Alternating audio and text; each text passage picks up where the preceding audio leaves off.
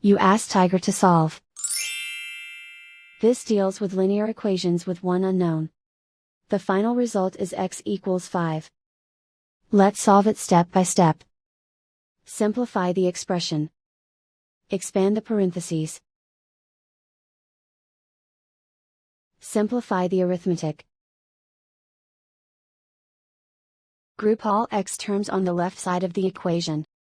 Subtract 3x from both sides. Group like terms. Simplify the arithmetic. Group like terms.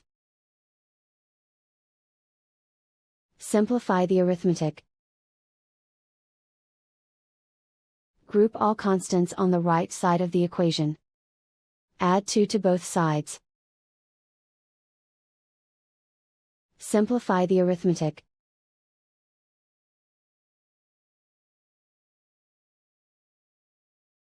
And so the final result is x equals 5.